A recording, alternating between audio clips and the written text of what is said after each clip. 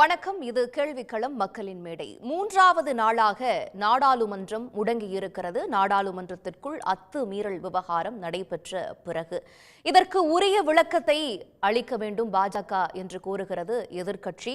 ஆனால் விளக்கம் அளிக்க மறுக்கிறது பாஜக. நாடாளுமன்ற அத்துமீறல் விவகாரத்தில் அரசியல் செய்வது யார், அக்கறை காட்டுவது யார் என்ற விவாத பொருளில்தான் இன்று நாம் விவாதத்தை மேலெடுத்துச் செல்ல இருக்கிறோம். நம்மோடு விருந்தினர்களும் இணைந்திருக்கிறாங்க. அவர்களையும் வரவேற்க வேண்டிய தருணம். காங்கிரஸ் கட்சியை சார்ந்த திருச்சி வேலுசாமி அவர்கள் நம்மோடு இணைந்திருக்கிறார். அவரை இந்த விவாதத்திற்கு வரவேற்போம். அதேபோல பாஜகவை சார்ந்த புரட்சி கவிதாசன் அவர்களும் தற்போது விவாதத்தில் இணைந்திருக்கிறார். அவரையும் வரவேற்போம். வலதுசாரியை சார்ந்த எம் குமார் அவர்களையும் விவாதத்திற்கு வரவேற்கிறோம். இன்னும் சற்று நேரத்தில் விடுதலை சிறுத்தைகள் கட்சியை சார்ந்த எம்பி தொல் திருமாவளவன் அவர்களும் நம்மோடு விவாதத்தில் இணைய இருக்கிறார். அதே போல சிபிஎம்ஐ சார்ந்த சிந்தன் அவர்களும் பத்திரிகையாளர் சுகுணா திவாகர் அவர்களும் நம்மோடு விவாதத்தில் இன்னும் சற்று நேரத்தில் இணைய இருக்கிறாங்க. முதல்ல திருச்சி வேலுசாமி அவர்களிடமிருந்தே போகணும்னு நினைக்கிறேன். இப்போ மூன்றாவது நாளாக நாடாளுமன்றம் முடங்கி இருக்கிறது. எதிர்க்கட்சிகள் ஒரு விவாதத்தை மேற்கொள்ள வேண்டும், உரிய விளக்கத்தை பாஜக கொடுக்க வேண்டும் என்று கோரியிருக்கிறார்கள். இந்த நடைமுறையை நீங்க எப்படி பார்க்கிறீங்க? உங்களுடைய பார்வை என்ன சார்? இதை அரசியலை கடந்து இந்த நாட்டினுடைய மான பிரச்சனையாக நான் பார்க்கிறேன். உலகத்தின் மிகப்பெரிய ஜனநாயக நாடு, 130 கோடி மக்கள் இருக்கக்கூடிய நாடு இந்தியா. இந்த நாட்டுடைய பாராளுமன்றம் என்பது இந்தியாவுடைய இதயத்தை போல, அந்த இதயத்திலேயே ஒரு தாக்குதல் சுலபமாக நடத்த முடியும் என்கின்ற இந்த நிலை என்பது இந்தியாவுடைய பாதுகாப்புக்கே ஒரு சவால் விடப்பட்டிருப்பதாகவே நான் நினைக்கிறேன். உலக அரங்கில் இந்தியாவுடைய பாதுகாப்பு என்பது ஒரு கேலி பொருளாக மாறியிருக்கிறது. இதை அரசாங்கம் எப்படி கையாண்டிருக்க வேண்டும் என்பதில் எனக்கு கொஞ்சம் வருத்தம் உண்டு. இது கடந்த கால சில செய்திகளை சொன்னால்தான் இதோடு பொருத்தி பார்க்க முடியும். 30 ஆண்டுகளுக்கு முன்பாக இந்த நாட்டினுடைய பிரதமராக சந்திரசேகர் இருந்தார். அந்த சம்பவம் நடக்கிற போது நானும் டெல்லியில், அதுவும் பாராளுமன்றத்திலே வேடிக்கை பார்த்துக் கொண்டிருந்தவன் தான். அதிலே எதிர்கட்சியில் இருந்த ராஜீவ்காந்தி அவர்கள் எழுந்து, என் வீட்டுக்கு வெளியே மஃப்தி உடையிலே சில ரகசிய போலீசார் என்னை கண்காணிக்கிறார்கள் என்றுதான் சொன்னார். உடனே சந்திரசேகர் எழுந்து, இன்னும் நான் ஆட்சி செய்கிற போது எதிர்கட்சிக்காரர்களை அவருடைய தனிப்பட்ட முறையிலே அவரை வேவு பார்ப்பது என்பதை எனக்கு அவமானமாக கருதுகிறேன். இனிமேல் ஒரு நிமிடமும் நான் பிரதமராக இருக்க மாட்டேன் என்று ராஜினாமா செய்தார். யார் என்ன சமாதானம் செய்தும் அதை அவர் ஏற்றுக்கொள்ளவே இல்லை. அவர் ராஜினாமா செய்ததுதான். அதற்கு முன்னாலே 1980ஆம் ஆண்டு நாட்டில் ஜனதா கட்சி ஆட்சி இருந்தது. மொரார்ஜி தேசாய் பிரதமராக இருந்தார். அப்படி அந்த ஆட்சிக்குள்ளேயே இருந்த சரண் சிங் ஒரு கருத்து வேறுபாடு காரணமாக உங்கள் ஆட்சிக்கு தருகின்ற ஆதரவை நான் திரும்ப பெற வேண்டி இருக்கும் என்று சொன்னவுடனேயே அடுத்த நாளே மொரார்ஜி தேசாய் ராஜினாமா செய்து விட்டார். அதே சரண் சிங்கும் திரும்பி போய் சமாதானம் செய்தார்கள். முடியாது என்று மறுத்து போய்விட்டார்கள். அதற்கு முன்னால் இதே தமிழகத்தில் ஒரு வெள்ளம் வந்தது, காட்டாற்று வெள்ளம் வந்தது. அரியலூருக்கு பக்கத்திலே மருதையாற்றிலே அதிக வெள்ளம் வந்தது. அது ரயில்வே லைனை தாண்டி போகிற போது ரயில் கவிழ்ந்தது. அதற்கு யாரையும் குறை சொல்ல முடியாதுதான். ஆனாலும் ஒரு குள்ள மனிதன் அங்கிருக்கிற பிரதமர் அலுவலகத்துக்கு போகிறார். அமைச்சர் உள்ளே போய்விட்டு வெளியே வருகிறார். வெளியே வந்தவுடன் நடையை கட்டுகிற போது அரசாங்க அந்த ஓட்டுநர், கார் டிரைவர், ஐயா கார் இங்க இருக்கிறது என்றார். அது அமைச்சருடைய கார், நான் அமைச்சர் இல்லை, போகிறேன் என்கிறார். என்னவென்று கேட்கிறார்கள். ராஜினாமா செய்து விட்டேன் என்கிறார். ஏன் என்று கேட்கிறார்கள். ரயில் கவிழ்ந்து இருக்கிறது, பல பேர் செத்திருக்கிறார்கள், அதற்கு நான் தார்மீக பொறுப்பேற்று ராஜினாமா செய்கிறேன். இது ஒரு புறம். அதே பாராளுமன்றம் துவக்க காலத்திலே நேரு பிரதமராக இருந்தார். நேரு பிரதமராக இருக்கிற போது அப்பொழுது எதிர்க்கட்சியுடைய எண்ணிக்கை மிக மிக குறைவுதான். பலமான பிரதமராக சர்வதேச அரங்கிலே மிகப்பெரிய செல்வாக்கு மிக்க தலைவராக இருந்த காலம். எதிர்க்கட்சியை சேர்ந்த ஒருவர் ஆட்சியையும் பிரதமரையும் விமர்சிப்பதற்காக கேட்கிறார். அவருக்கு அனுமதி தருகிறார்கள். அவருக்கு அனுமதி தந்த நேரத்தை விட 2 மடங்கு நேரங்கள் அவர் பேசுகிறார். இவர் கண்களாலேயே சபாநாயகரிடமும் மற்ற அமைச்சரிடம் குறுக்கிட வேண்டாம் என்கிறார். மிக கடுமையாக நேருவைத்தான் விமர்சிக்கிறார். விமர்சித்து முடிந்தவுடன் நேருவிரான் எழுகிறார். சபையை பார்த்து சொல்லுகிறார், நம் எல்லோருக்கும் தலையில் மட்டும்தான் மூளை, ஆனால் இதற்கு முன்னாலே பேசி அமர்ந்திருக்கிற இந்த எதிர்க்கட்சி உறுப்பினர் அவருக்கு உடலெல்லாம் மூளை என்று பாராட்டுகிறார். அவரால் பாராட்டப்பட்டவர் தான் ராம் மனோகர் லோகியா. அதற்கு காரணம், எதிர்க்கட்சி என்பது ஆளுங்கட்சியை மட்டும் மக்கள் தேர்ந்தெடுக்கவில்லை, எதிர்க்கட்சியை மக்கள் தான் தேர்ந்தெடுக்கிறார்கள். எதிர்க்கட்சிகள் என்பது பாராளுமன்றத்துக்குள்ள அல்லது சட்டமன்றத்துக்குள்ள தான் மக்களுக்கு இருக்கிற பிரச்சனைகளை ஆளுங்கட்சிக்கு எடுத்து சொல்வது, தவறுகளை எடுத்து சொல்வது, அதற்கு பதில் சொல்லுவதும் சமாதானப்படுத்துவதும் உண்மை நிலை அதன் வாயிலாக மக்களுக்கு சொல்வதும் ஆளுங்கட்சியின் வேலை. இதுதான் ஜனநாயகத்துடைய அடித்தளம். அது சிதைந்து போயிருக்கிறது. இன்றைக்கு விவாதம் வேண்டும் என்று சொல்லுகிற நாடாளுமன்ற உறுப்பினர்கள் இன்றைக்கு வீட்டுக்கு அனுப்பப்பட்டிருக்கிறார்கள். இதையே கொஞ்சம் ஒரு மாதத்துக்கு முன்னால் எடுத்துக்கொள்ளுங்கள். சென்னையிலே என்ன நடந்தது? கவர்னர் அலுவலகம் உள்ளே கூட அல்ல, வெளியிலே சாலையிலே அதை காண்டா விளக்கு என்றுதான் நாங்கள் இள வயதிலே கிராமத்திலே சொல்லுவார்கள். ஒரு டப்பாவிலே உள்ள பெட்ரோலோ கரசிலே போட்டு ஒரு திரிய வைத்து கொளுத்தி வச்சு இருப்பது. அப்புறம் மின்சாரம் இல்லாத காலத்தில் அதே போல ஒரு காண்டா விளக்கை தெருவிலே கற்கா என்று ஒருவன் நடிக்கிறான், அவனை போலீசார் பிடித்து விடுகிறது. அன்றைக்கு இதே ஆளுங்கட்சி இருக்கிற பாஜகவினர் தமிழ்நாட்டில் சட்ட ஒழுங்கு கெட்டுவிட்டது, இனிமேலும் முதலமைச்சர் நீடிக்கலாமா, காவல்துறையை கையில் வைத்திருக்கிற நீ எப்படி இருக்கலாம், ராஜினாமா செய்ய வேண்டுமா என்று வானத்துக்கும் பூமிக்கும் குதித்தார்கள். அன்றைக்கு நான் சொன்னேன், சந்திரசேகர் காவல்துறையை சேர்ந்தவர்கள் வேவு பார்ப்பது அது உள்துறை சம்பந்தப்பட்டது, எனக்கு அது சம்பந்தமில்லை என்று சொல்லி போயிருக்கலாம். ஆனால் ஜனநாயக நடைமுறை மோசமான ஒரு சம்பவம் பாராளுமன்றத்துக்கு பின்னாலும் ஜனநாயக நடைமுறையே இல்லைன்றீங்க திருச்சி வேலுச்சாமி. உங்களுடைய முதற்கட்ட பார்வையை பெற்றுட்டேன், உங்களுடைய முதற்கட்ட பார்வையை பெற்றாச்சு. இதற்கிடையே நம்மோடு விடுதலை சிறுத்தைகள் கட்சியை சார்ந்த எம்பி தொல் திருமாவளவன் அவர்கள் இணைந்திருக்கிறார். சார், இணைந்தமைக்கு நன்றி.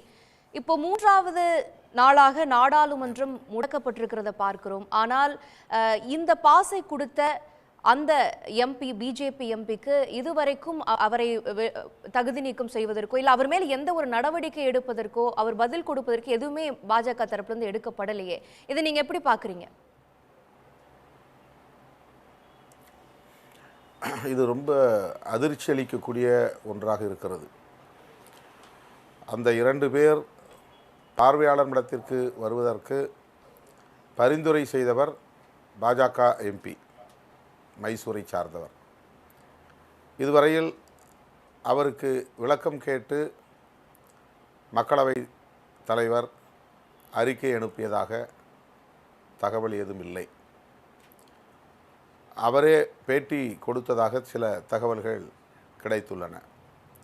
அந்த இருவரில் ஒருவர் தனக்கு நன்கு அறிமுகமானவர், அடிக்கடி வந்து தன்னை சந்திக்கக்கூடியவர் என்று அவர் சொல்லியிருப்பதாக தெரிகிறது.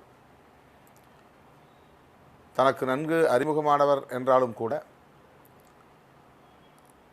அவர் உள்ளே வருவதற்கு பரிந்துரைத்த காரணத்தால் இந்த அத்துமீறல் நடப்பதற்கு அவரும் பொறுப்பாகிறார். ஆகவே அவர் மீது என்ன நடவடிக்கை எடுக்கப்பட்டிருக்கிறது என்கிற கேள்வி எழுகிறது. கைது செய்யப்பட்ட 6 பேர் மீதும் பயங்கரவாத தடுப்பு பிரிவின் கீழ் வழக்கு பதிவு செய்திருக்கிறார்கள். அந்த 6 பேர், வெளியிலே 4 பேர், உள்ளே 2 பேர் என்கிற போது 6 பேரும் பயங்கரவாதிகள் என்று அரசு தீர்மானித்திருக்கிறது. உள்ளே வந்தவர்கள் 2 பேர் தான், மக்களவைக்குள்ளே தாவி குதித்தவர்கள் 2 பேர் தான். அந்த 2 பேர் மீது மட்டுமல்ல, வெளியே அதே போல முழக்கங்களை எழுப்பியவர்கள், அதே வண்ணப்புகை குப்பியை வீசியவர்கள் வீதியிலே 4 பேர், ஒரு பெண் உட்பட கைது செய்யப்பட்டிருக்கிறார்கள். ஆக அவர்களையும் பயங்கரவாதிகள் என்ற அடிப்படையிலே அரசு கைது செய்திருக்கிறது.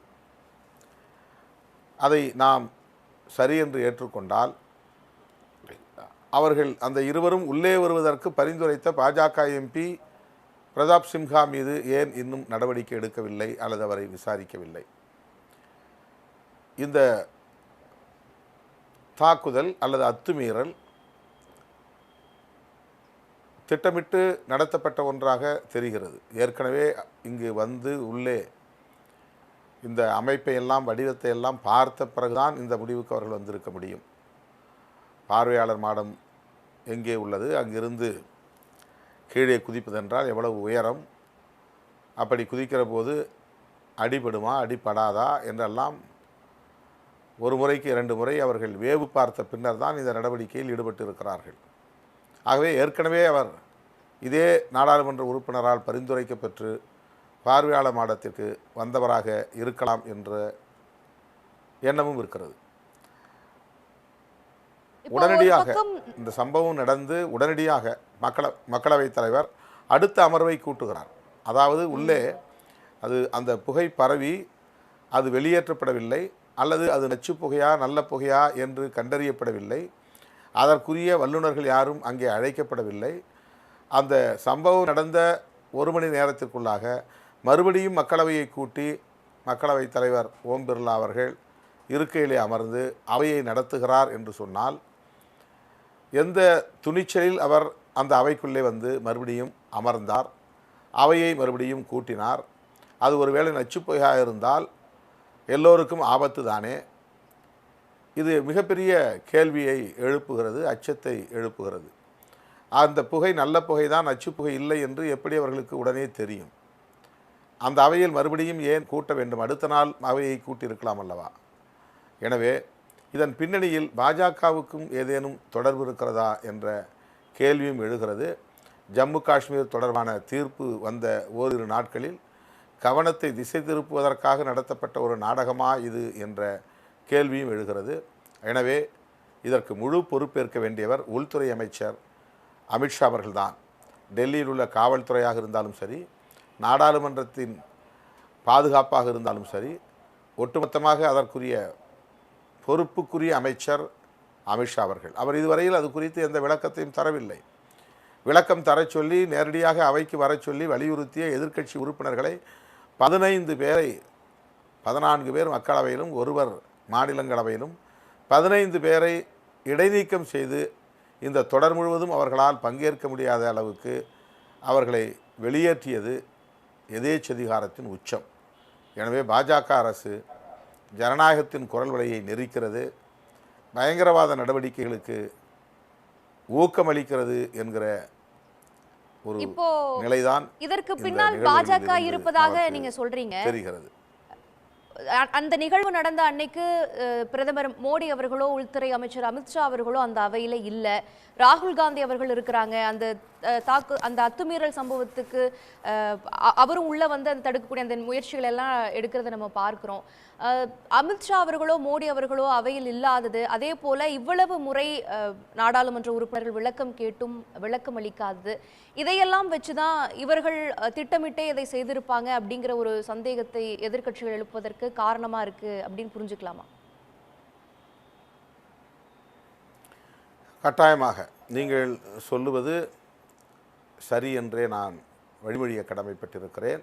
இந்தியா கூட்டணி கட்சிகளை சார்ந்த தலைவர்கள் அனைவரும் கலந்தாய்வு செய்து ஒருமித்த முடிவெடுத்து உள்துறை அமைச்சர் அவைக்கு வர வேண்டும், இதற்கு விளக்கம் அளிக்க வேண்டும்.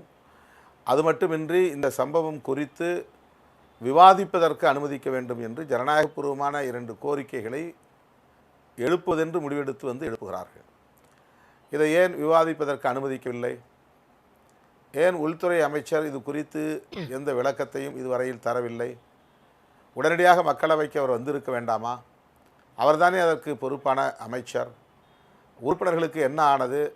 யாருக்காவது மயக்கம் ஏற்பட்டிருக்கிறதா? இந்த புகையால் ஏதேனும் உடல் தொந்தரவு ஏதேனும் ஏற்பட்டிருக்கிறதா என்றெல்லாம் அறிய வேண்டிய பொறுப்பு ஒரு அமைச்சருக்கு இல்லையா? ஆனால் அவர் அதை ஒரு பொருட்டாகவே எடுத்துக்கொள்ளவில்லை.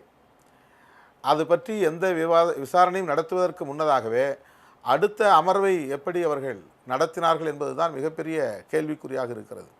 அன்றைக்கே ஒட்டுமொத்தமாக அடுத்த நாள் வரையில் அவையை ஒத்திவைத்திருக்க முடியும். சாதாரண பிரச்சனைகளுக்காகலாம் அவையை ஓரிரு நொடிகளில் அடுத்த நாளைக்கு ஒத்திவைக்கிற சம்பவங்கள் எல்லாம் நடந்திருக்கின்றன. இது எல்லோருக்கும் மிகப்பெரிய அதிர்ச்சியை ஏற்படுத்தியது. எல்லோரும் பதறியடித்து கொண்டு அவையை விட்டு வெளியேறிய போது கூட நச்சுப்புகை நச்சுப்புகை என்று சொல்லிக்கொண்டு தான் வெளியேறினார்கள். சில பேர் கண்கள் எரிகின்றன, மூக்கில் எரிச்சல் தெரிகிறது, லேசான மயக்கம் தெரிகிறது என்று அந்த சம்பவத்திற்கு பிறகு சொல்லிக் கொண்டிருந்ததையும் நாங்கள் பார்க்க நேர்ந்தது. ஆகவே இதற்கு முழுக்க முழுக்க உள்துறை அமைச்சரும் இந்த அரசும் தான் பொறுப்பேற்க வேண்டும்.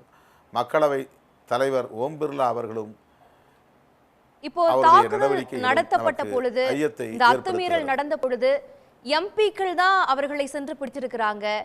அங்கு காவலர்கள் வருவதற்கு ஒரு 10-15 நிமிடம் ஆச்சு. அதுவும் எம்பிக்கள் தகவல் கொடுத்துதான் அவங்க வந்தாங்க. அப்படிங்கிறப்ப ஒரு பாராளுமன்றத்திற்குள்ள உரிய பாதுகாப்பு ஏற்பாடுகளை செய்யாம அவங்க கடமையை தவறிட்டாங்க அப்படிங்கிறத புரிஞ்சுக்கலாமா? பாதுகாப்பு குறைபாடு என்பதை எதிர்க்கட்சிகள் தொடர்ந்து முன்னெடுத்து வச்சுட்டு அதாவது வராங்க. நாடாளுமன்ற வளாகத்திற்குள் நுழைவதற்கு ஒவ்வொரு வாசலிலும் ஒரு பாதுகாப்பு சோதனை நடத்தப்படுகிறது, செக்யூரிட்டி செக் ஒவ்வொரு கேட்லேயும். அதில் ஒரு சோதனை முடிந்து உள்ளே வந்தால் மக்களவைக்கும் மாநிலங்களவைக்கும் செல்லக்கூடிய ஒரு பொதுவான வாசல், அது மகர்துவார் என்று இப்போது பெயர் வைத்திருக்கிறார்கள், மகர வாசல் என்று பெயர் வைத்திருக்கிறார்கள். இடதுபுறமாக மக்களவை, வலதுபுறமாக மாநிலங்களவை. அந்த இடத்திலும் பாதுகாப்பு சோதனை இருக்கிறது. அந்த பாதுகாப்பு சோதனை முடித்த பிறகுதான் அவர்கள் முகத்தை அடையாளம் கண்ட பிறகுதான் முகத்தை ஸ்கேன் செய்யக்கூடிய ஸ்கேனரும் இங்கே இருக்கிறது. எம்பிக்களை கூட சில நேரங்களில் அவர்கள் புதிய பாதுகாவலர்களாக இருந்தால் தடுத்து நிறுத்துகிற போக்கும் இருக்கத்தான் செய்கிறது இன்றைக்கும். அந்த சோதனை முடிந்து உள்ளே வருகிற போது மக்களவைக்கு பக்கத்திலேயும் காவலர்கள் நின்று கொண்டிருக்கிறார்கள். அவர்கள் லோக்சபாவுக்கான காவலர்கள். இவ்வளவும் கடந்து அவன் பார்வையாளர் மடத்திற்கு போய் அங்கிருந்து கோஷம் போட்டுக்கொண்டு குதிக்கிறான். 2 பேரும் குதிக்கிறார்கள். புகை வீசக்கூடிய அந்த பரவக்கூடிய குப்பியை உடைக்கிறார்கள். யாரும் உள்ளே வந்து சோதனை செய்யக்கூடிய அந்த பாதுகாப்பு சோதனை செய்யக்கூடிய பாதுகாவலர்கள் யாரும் உள்ளே ஓடி வரவில்லை. நாடாளுமன்ற உறுப்பினர்களே, அதுவும் எதிர்க்கட்சியை சார்ந்த உறுப்பினர்களே அந்த இருவரையும் அடக்கி பிடித்து கொண்டு போய் வெளியிலே நிறுத்தி 10-15 நிமிடங்களுக்கு பிறகுதான் அவர்களை வந்து அவர்கள் அழைத்து செல்கிறார்கள். அதுவரையில் யாரும் அழைத்து வரவில்லை. அதன் பிறகு இந்த அவையை சுத்தம் செய்ய வேண்டும், டிஸ்இன்ஃபெக்ஷன் செய்ய வேண்டும். அந்த புகையால் ஏதேனும் நச்சு பரவியிருக்க வாய்ப்பு இருக்கிறது என்கிற சந்தேகத்தோடு அதை சுத்தம் செய்ய வேண்டும். அதற்காக அந்த மாலை பொழுதே அல்லது பிற்பகல் வேளையை பயன்படுத்தியிருக்கலாம். ஆனால் உடனடியாக 2 மணிக்கு மறுபடியும் அவையை கூட்டியது தான் மிக பெருமளவிலே அதிர்ச்சியை தருகிறது, அச்சத்தையும் தருகிறது. இப்போ தேச பாதுகாப்பு தான் பிரதானம் என்று சொல்லிக்கொள்ளக்கூடிய பாஜக வந்து பாதுகாப்பில் குறைபாடோடு இருக்கிறாங்க என்பதை நீங்க சொல்றீங்க. அதே போல நாடாளுமன்ற வளாகத்துல பாதுகாப்புக்கு மக்களவை செயலகம் தான் பொறுப்புன்னு மக்களவை தலைவர் ஓம் பிர்லா சொல்றாரு.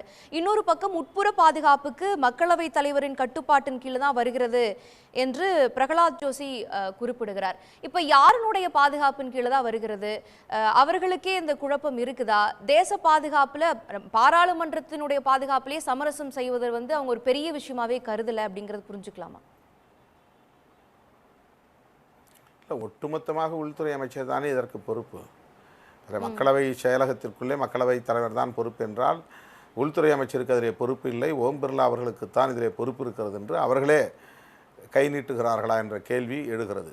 ஓம் பிர்லா அவர்கள் அதற்கு பொறுப்பாக இருந்தாலும் கூட அவர் உள்துறை அமைச்சகத்தின் கட்டுப்பாட்டில் தான் அவரும் இருக்கிறார், உள்துறை அமைச்சகத்தின் பாதுகாப்பில் தான் அவரும் இருக்கிறார்.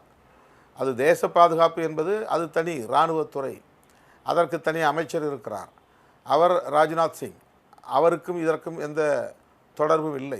இது உள்துறை பாதுகாப்போடு தொடர்புடையது.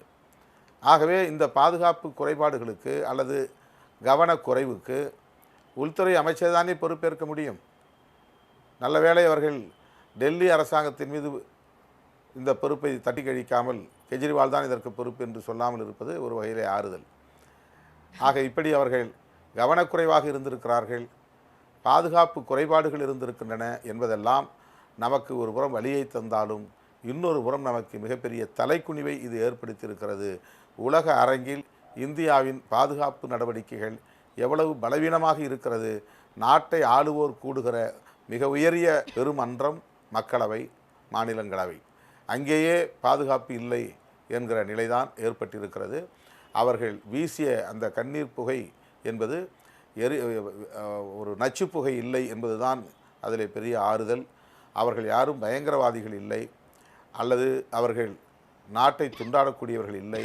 அவர்கள் இந்த ஆட்சி அதிகாரத்தின் மீது சலிப்படைந்த நிலையில் சர்வாதிகாரத்திற்கு எதிராக, மோடி அரசின் சர்வாதிகாரத்திற்கு எதிராக முழக்கம் எழுப்பினார்கள் என்றும் ஒரு தரப்பு தகவல் சொல்லுகிறது. அவர்கள் எழுப்பிய முழக்கங்கள், வெளியே எழுப்பிய முழக்கங்களும் உள்ளே எழுப்பிய முழக்கங்களும் ஒரே நேர்கோட்டில் உள்ளன. ஆகவே அந்த முழக்கங்கள் இன்றைய ஆட்சியாளர்களை அம்பலப்படுத்தக்கூடிய வகையிலே தான் இருக்கிறது என்கிற தகவல்களையும் இன்றைக்கு ஊடகங்களின் மூலமாக அறிந்து கொள்ள முடிகிறது. எனவே இவர்கள் பாதுகாப்பின்மைக்கும் பொறுப்பேற்க வேண்டும் என்பதுதான் நாம் வைக்கக்கூடிய. இப்போ ஒரு 50 பேர் இதுல வந்து ஒரு இயக்கம்னா எக்ஸாக்ட் இயக்கம் இல்லை, ஆனால் இந்த அரசுக்கு எதிரான அதிருப்தியை வெளிப்படுத்தக்கூடிய ஒரு ஃபேஸ்புக் பேஜ் மூலமாக இணைந்திருக்கிறாங்க அப்படின்னு தெரியுது. அப்போ நம்மளுடைய புலனாய்வு அமைப்புகளினுடைய திறன் எந்த அளவுக்கு இருக்குங்கிற ஒரு கேள்வி வருது. நீங்க சொல்வதை போல இவர்கள் அலட்சியமாக செயல்பட்டு இருக்காங்க அப்படிங்கறதை எடுத்துக்கலாமா, இல்ல அலட்சியம் போல இதுல ஒரு அரசியல் இருக்குது, இது ஒரு திசை திருப்பல் அரசியல்னு எதிர்க்கட்சிகள் சிலர் முன்வைக்கக்கூடியது போல இதை நம்ம புரிஞ்சுக்கலாமா, எப்படி பார்க்கலாம்? இல்லை, நம்ம பல கோணத்திலும் இதை பார்க்க வேண்டிய நிலை இருக்கிறது. நாம் திசை திருப்புவதற்காக இதை செய்திருக்கிறார்களோ என்ற ஒரு பார்வை நமக்கு இருக்கிறது. குறிப்பாக ஜம்மு காஷ்மீர் தொடர்பாக அரசமைப்பு சட்டத்தில் இவர்கள் செய்த அந்த குளறுபடிகள் தொடர்பாக நடைபெற்ற உச்சநீதிமன்ற வழக்கில் அளித்த தீர்ப்பு என்பது அறிவார்ந்த தளத்தில் அனைவரையும் அதிர்ச்சி அடைய வைத்திருக்கிறது, நிலைகுலைய வைத்திருக்கிறது.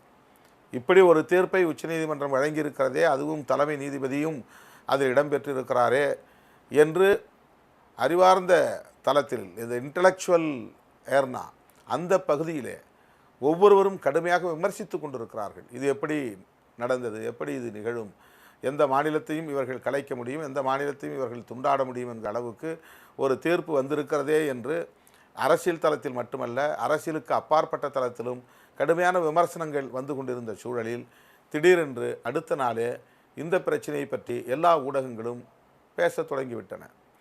அதிலும் கூட இது எதிர்க்கட்சி தரப்பிலே தரப்பட்டிருந்தால் அல்லது வந்தவர்கள் இஸ்லாமியர்களாக இருந்திருந்தால் அல்லது கம்யூனிஸ்ட் கட்சியை சார்ந்தவர்களாக இருந்திருந்தால் இந்நேரம் இவர்கள் இதை எப்படி ஊதி பெருக்கியிருப்பார்கள், எவ்வளவு பெரிய ஆட்டம் ஆடியிருப்பார்கள், இந்த ஊடகங்களே எப்படி இவற்றை எல்லாம் திரித்து அவதூறுகளை பரப்பியிருக்கும் என்றெல்லாம் எண்ணி பார்க்கிற போது நமக்கு அச்சம் மேலிடுகிறது.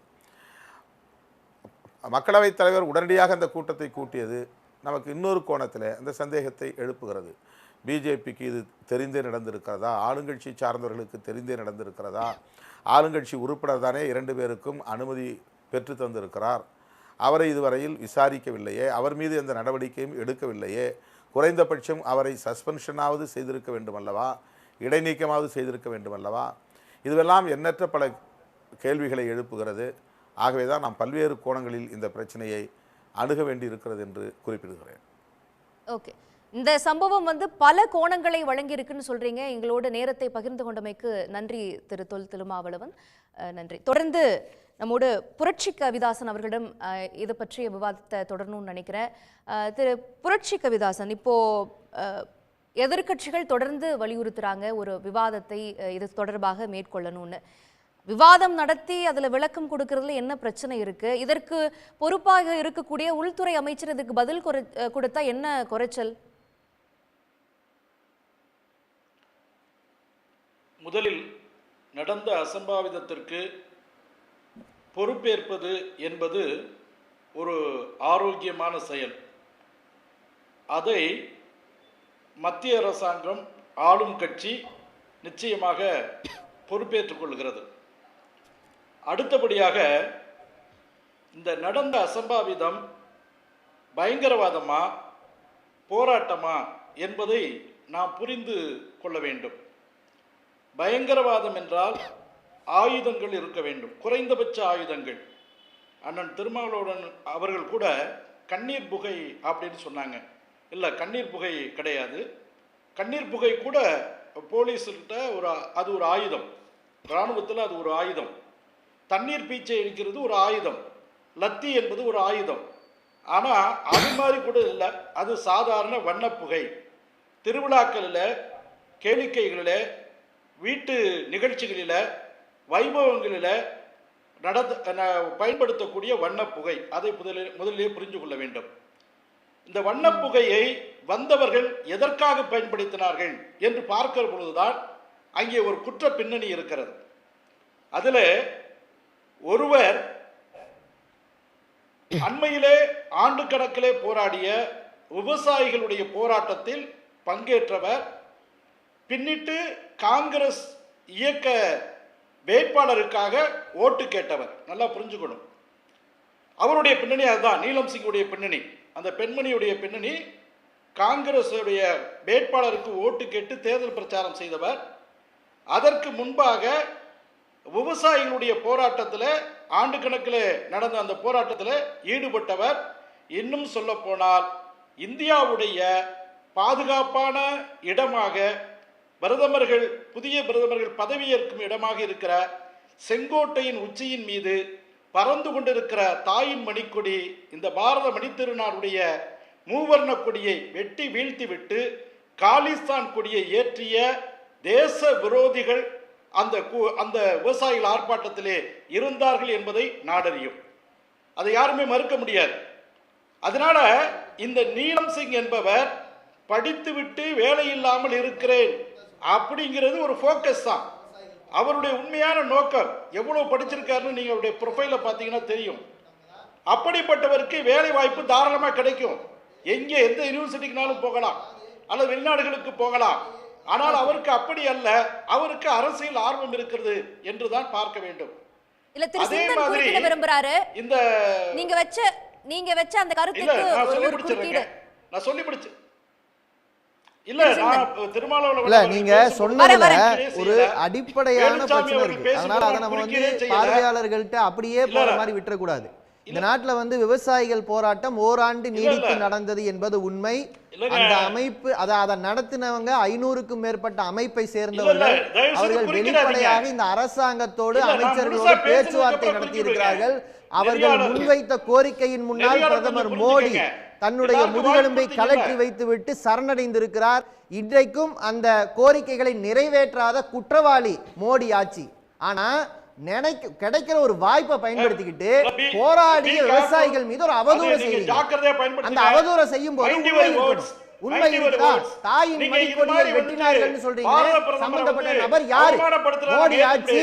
அந்த நபர் யாருன்னு வழக்கை பத்தி பேசணும். வரேன் சார், நீங்க தான் பேசுறீங்க. உங்களுடைய கருத்துக்கு அவர் ஒரு எதிர்கருத்து வைக்கிறார். அதையும் வாங்க வேண்டிய அவசியம். ஒரு விஷயத்தை தான் சொல்ல நினைச்சேன். நீங்க வந்து அவதூறு பண்ணக்கூடாது. உங்க கருத்தை சொல்லுங்க.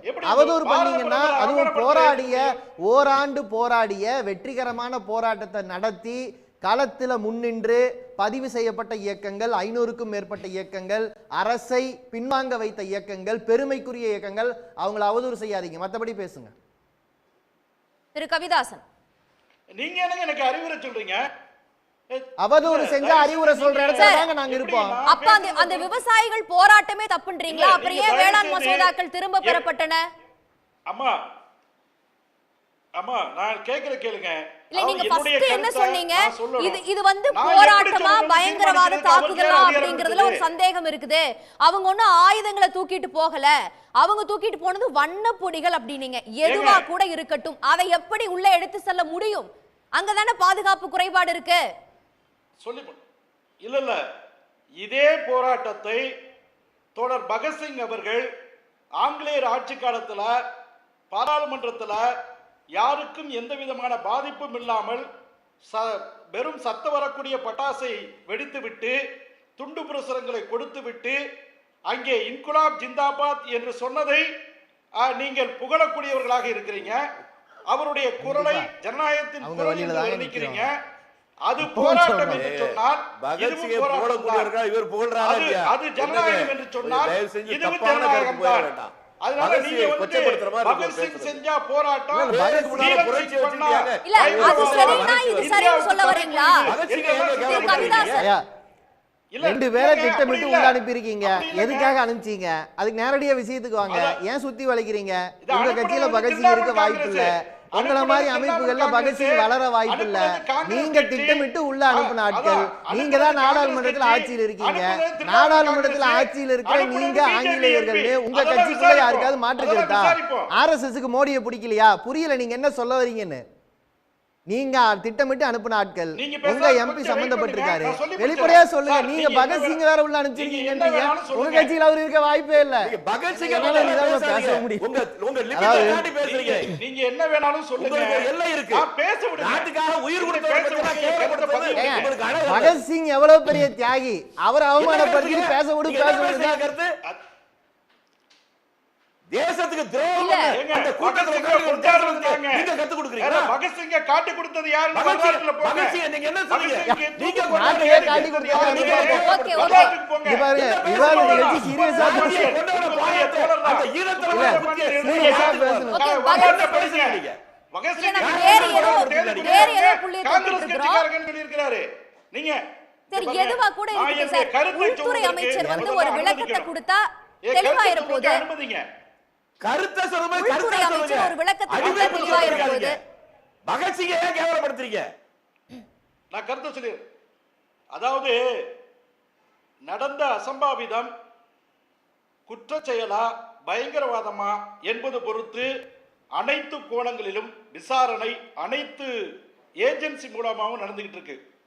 குற்றவாளி சந்திர மண்டலத்தில் இருந்தாலும் தூக்கிட்டு வர்றதுக்கான தைரியம் நரேந்திர மோடி அரசாங்கம் இல்லையே. 15 நிமிஷம் கழிச்சு தான் உள்ள வந்தாங்களாமே. அவங்க குடிச்சதே எம்பிக்கு தான்றாங்க. வந்து ஃபேஸ் பண்றதுக்கு துணிச்சல்ல. பாராளுமன்றத்துக்கு உள்ளே வந்தா நீங்க சந்திர மண்டலம் வரைக்கும் போறீங்க. பக்கத்துல இருந்து குடிக்கிறதுக்கே ஆள் இல்லைன்றாங்க.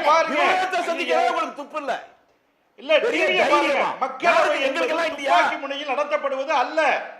மக்களவை என்பது துப்பாக்கி முனையில் நடத்தப்படுவது அல்ல. ஜனநாயக நாட்டினுடைய திருக்கோவில் வந்துட்டு பார்லிமெண்ட். சார் அந்த புகை குப்பி இல்லாம வேற ஏதாவது ஆயுதங்கள் கொண்டு வரப்பட்டிருந்தா என்ன ஆயிருக்கும்? அங்க இருக்கிற மார்ஷல்ஸ் தான் அவை காவலர்கள். அவை காவலர்கள் வந்து தூக்குறது வந்து 15 நிமிஷத்துக்கு அப்பான்னு நேரடியா சம்பவம் செய்தவர்களை பாராளுமன்ற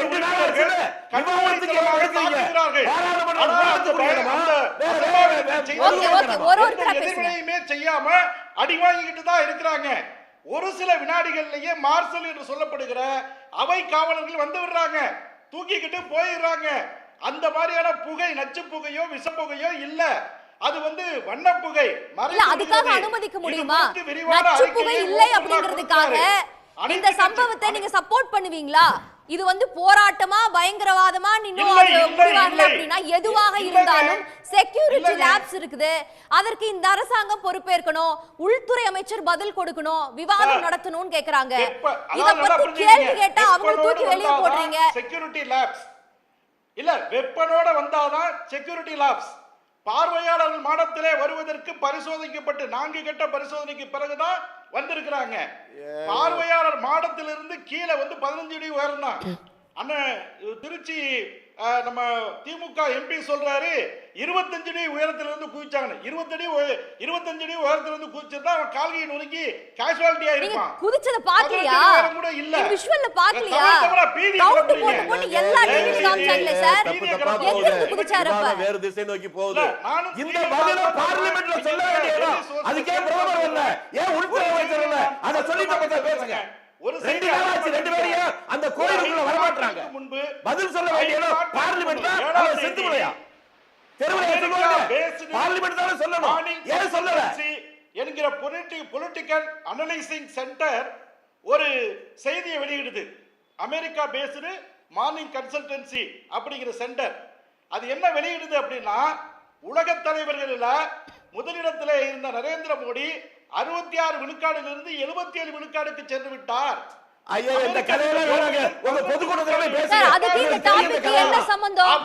பிரச்சனைக்கு வாங்க. இந்த பெருமையை நீங்க துணிச்சல்ல. சிறுமைப்படுத்தல. ஏன் உள்துறை அமைச்சர் பதில் தரல?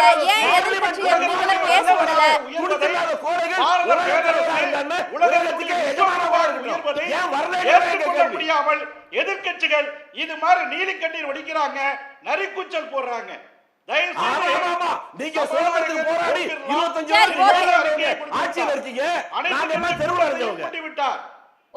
பார்லிமென்ட்க்கே வரலன்னு கேட்டா அதுக்கு பதில் சொல்ல முடியாம ஓகே வேலுச்சாமி வரேன். ஓகே அவர் பாயிண்ட் வச்சிருக்கோம். வரேன். நம்ம மற்றவர்களுடைய கருத்துக்களையும் வாங்க வேண்டியது இருக்கு. பிரதமர் வரணும்னா என்னங்க அர்த்தம்? அப்ப ஓகே அது தலைக்குடிய வைக்கணும் சர்வதேச அரங்கத்துல. சரி ஓகே வர வேண்டியது அவசியம் இல்லைன்றீங்க பாரத பிரதமர். பரவாயில்ல. நீங்க வந்து தலைக்குடிய வைக்க வர வேண்டியது அவசியம் இல்லையா? அப்ப வேற என்ன வேலை இருக்கு? இந்த நாட்டுடைய பிரதமருக்கு பாராளுமன்றத்துக்கே வர வேண்டிய அவசியம் இல்ல. வேற என்ன வேலை? ராஜாவை பண்ணிட்டு அந்த வேலையை போய் பார்க்கட்டும். இது ஜனநாயகம். வேலுச்சாமி எங்களுடைய வரி பணம். Okay got your point. Plane வாங்கி ஓட்டிட்டு பிரதமருக்கு இதை விட என்ன வேலை? என்னுடைய வாதம் திரு கவிதாசன் உங்க பாயிண்ட் வாங்கிட்டேன். திரும்ப வர அடுத்த சுற்றுல விரிவா பேசுவோம். நீங்க போதுமான அளவுக்கு சொல்லிட்டீங்க. வரேன் சார், அவ்வளவுதான். திரு சிந்தன் ஓசை எழுப்பாது. ஆளுங்கட்சியும் எதிர்க்கட்சியும் இணைந்து நடத்துவதுதான் மக்களாட்சி. அதனால நாங்க வந்து எதிர்க்கட்சியை அதத்தான் சொல்றாங்க. எதிர்க்கட்சிகளை எங்க இணைச்சிட்டு ஆட்சி நடத்துறீங்க? எதிர்க்கட்சி எம்பிக்கள் பேசினா வெளியே அனுப்பிடுறீங்க. ஆனால் எதிர்க்கட்சிகளாக இருப்பதை ஏற்றுக்கொள்ள சார், ஹோல்ட் யுவர் தாட்ஸ். திரு சிந்தன் ரொம்ப சுருக்கமா சொல்லிடுறேன். அதாவது இந்த நாடாளுமன்றத்திற்குள் 2 பேர் போய் குதிச்சாங்கன்னு சொன்னா, இப்ப அது ஏன் என்னங்கிறதெல்லாம் பிறகு அவர் ரொம்ப நிறைய விளக்கம் பகத்சிங் எல்லாம் எடுக்கிறாரு. இப்போ ரொம்ப சிம்பிள் என்னன்னா, உள்ள குதிச்சாங்க, குதிக்கிறதுக்கு அனுமதி கொடுத்தது பாஜக எம்பி. அப்போ இது திட்டமிட்டு நடந்திருக்க வாய்ப்பு இருக்கா? நாடாளுமன்ற பாதுகாப்பை பின்பற்றுவதற்கு ஒரு குழு இருக்கு. ஆனால் அந்த குழு கடந்த ஓராண்டாக மறுசீரமைக்கப்படலை, அமைக்கப்படலை. ஆனால் புதிய நாடாளுமன்றத்தை கட்டிடுறீங்க. நாடாளுமன்ற பாதுகாப்புக்கான அந்த இடம் வேக்கண்டாக இருக்குது. அப்புறம் நிறைய காலி இடங்கள் இருக்குது, அதை நிரப்பலை. அப்போ வேணும்னே திட்டமிட்டு இதுபோல் சம்பவம் நடப்பதற்கு சாதகமான சூழலை உருவாக்கியிருக்காங்க. சரி, பிஜேபி அவர்கள் மேலே கெட்ட பேர் வரும்னு அதே தான், அது ஒன்றே ஒன்று தான்.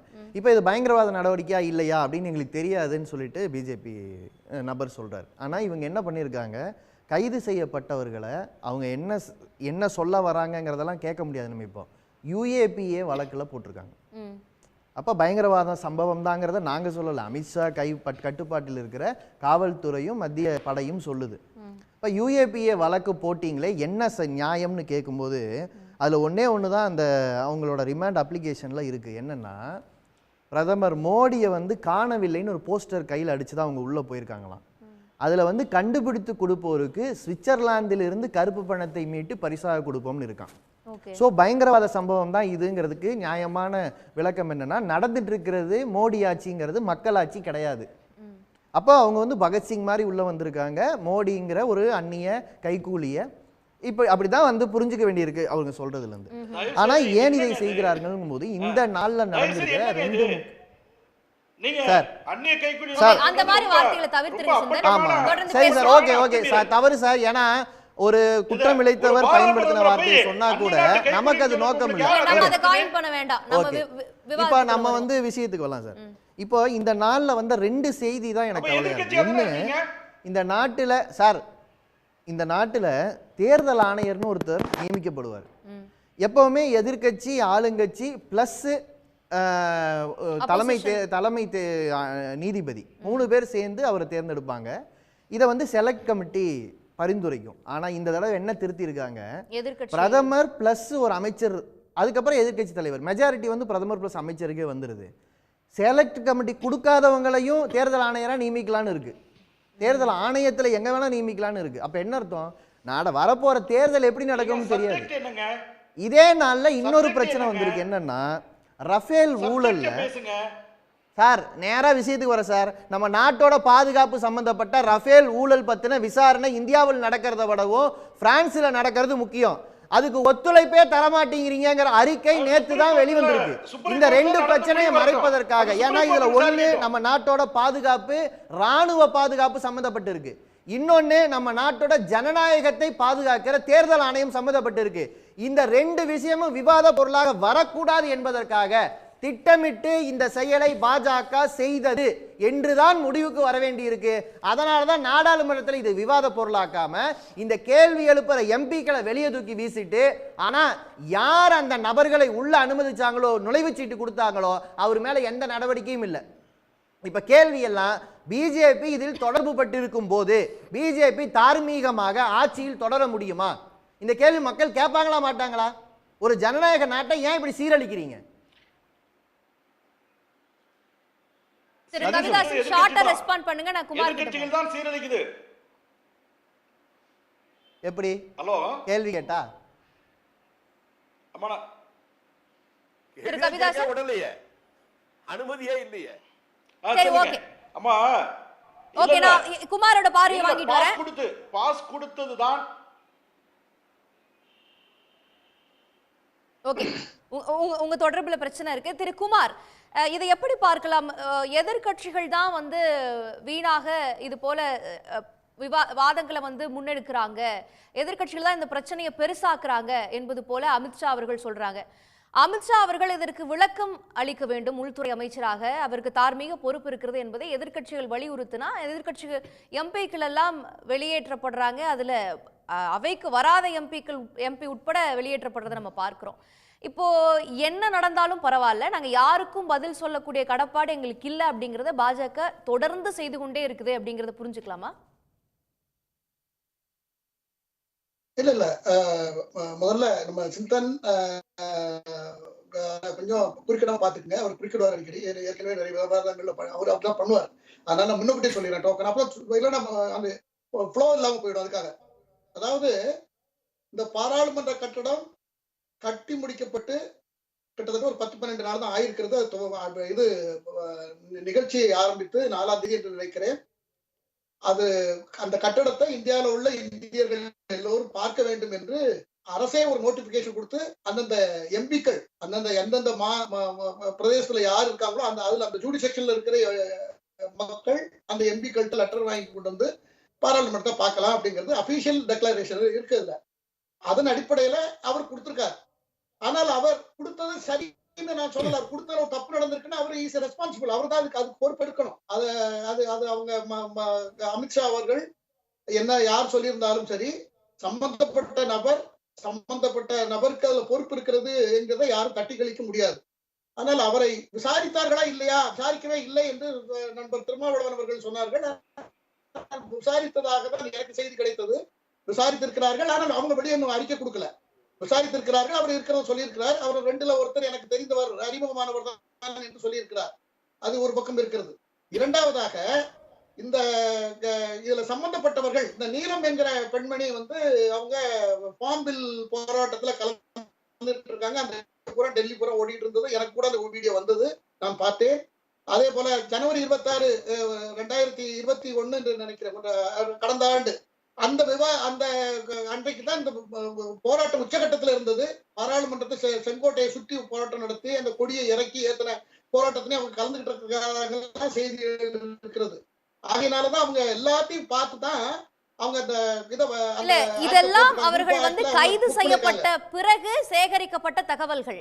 உள்ளே நுழைபவர்கள் யார், அவங்களுடைய பின்னணி என்ன, இதையெல்லாம் ஆராயாமல் அந்த பாதுகாப்பு அமைப்பு இருக்கா, நாடாளுமன்றத்திற்குள்ள யார் வேண்டுமானாலும் நுழைய முடியுமா? இப்ப உலகத்துக்கு சொல்லக்கூடிய செய்தியாக இது அமைஞ்சிராதா?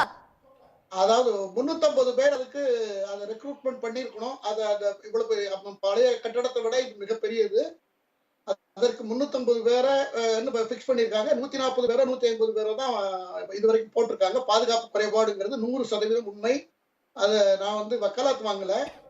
தொடர்ந்து இது வந்து டெம்பிள் ஆஃப் டெமோக்ரஸி என்பது நம்மளுடைய இதயத்தை போன்றது. 140 கோடி மக்களுடைய பிரதிநிதிகள் அங்கே கூடி பேச வேண்டிய ஒரு இடம், ஒரு கோயில் போன்றது. எல்லா முடிவுகளும் அங்கிருந்து எடுக்க வேண்டிய இடம். அந்த இடத்துல சிறிய குறைபாடு இருந்திருக்க கூடாது, அது தவிர்க்கப்பட்டிருக்க வேண்டும். ஆனால் சிறிய குறைபாடு பாக்குறீங்களா குமார்?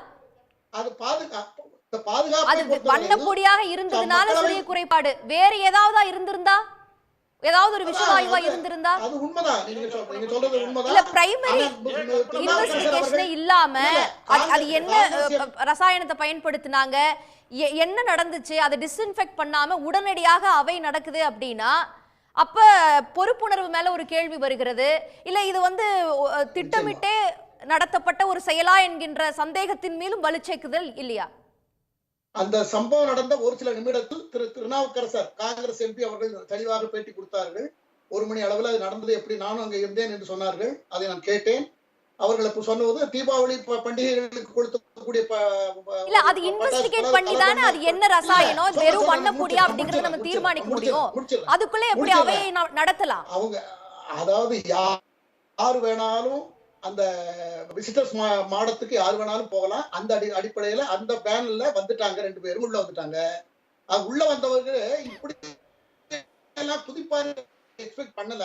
12 அடிக்கு மேல இருக்கும் உயரம்னு சொல்றாங்க. அதுல இருந்து அவர் குதித்திருக்கிறார். குதித்தவர் நல்ல ஒரு சின்ன வயசாக இருக்கிறதுனால அவருக்கு இல்லைன்னா பிராக்டிஸ் இல்லாதவரா இருந்திருந்தா கால் கையெல்லாம் உடைந்திருக்கும். அதனால இது வந்து ஒரு சதிதான். இது சதி இருக்கிறது, இதுக்கு பின்னால பெரிய சதி இருக்கிறது. அந்த சதியை கண்டிப்பாக கண்டுபிடிப்பார்கள். 2 நாளைக்குள்ளேயே எல்லா முடிவும் அறிவிக்கணும்னு எதிர்பார்க்கிறது ஒரு தவறு. நான் எதிர்கட்சிகளுக்கு என்ன சொல்கிறேன் என்று சொன்னால், உடனே சம்பவம் நடந்துட்டு இப்ப எல்லாரும் சொன்னதை போலதான் அவங்க சொல்லணும். ஒரு ப்ராம்ப்டா ஒரு ஆத்தென்டிக்கா ஒரு தகவல் இந்த மாதிரி நடந்திருக்குன்னு சொல்றதுக்கு தகவல் போலீஸ் துறையில இருந்து ஏஜென்சி கொடுத்தா தானே சொல்ல முடியும். அதுக்கு விடணும் இல்லவா? அதற்குள்ள இல்ல அது உரிய விளக்கம். ஓகே, ராஜ்நாத் சிங் சொன்னாரு இது ஒரு அன்பார்ச்சுனேட் இன்சிடென்ட்னு சொல்றாருன்னு வச்சுக்கோங்க. உள்துறை அமைச்சர் இதுக்கு விளக்கம் கொடுத்திருக்கலாம். இல்லனா எதிர்க்கட்சிகள் அங்க ஜனநாயகத்தின் கோவில்னு சொல்றோம், இவ்வளவு பெரிய சம்பவம் நடந்திருக்குது, எதிர்க்கட்சிகள் பேசுவதற்கு வாய்ப்பையும் கொடுக்கணும், அவர்களும் பேசக்கூடாதுன்றோம். இதே வேறு மதத்தை சார்ந்த ஒரு பேர் வைத்திருக்கக்கூடிய எம்பியா இருந்தா அவரை பித்தூரி போன்றவர்கள்லாம் கடுமையாக விமர்சிப்பாங்க, பேசுவாங்க, அதற்கெல்லாம் அனுமதி கொடுக்கப்படும். ஆனால் இது போன்ற ஒரு சம்பவம் நடந்திருக்கிறது, அவர்கள் உயிருக்கு என்ன உத்தரவாதம்ங்கிற தார்மீக அடிப்படையில் எம்பிக்கள் பேசுவதற்கு வாய்ப்புகள் கொடுக்கப்பட்டிருக்கணும்ல. கொடுக்கணும் தான். இவங்க நோக்கம் அது அரசியலாக்கணும்ங்கிறது இல்ல. இப்ப அவங்க நடவடிக்கை எடுத்திருக்காங்க. அதே 7 பேரை சஸ்பெண்ட் பண்ணிருக்காங்க.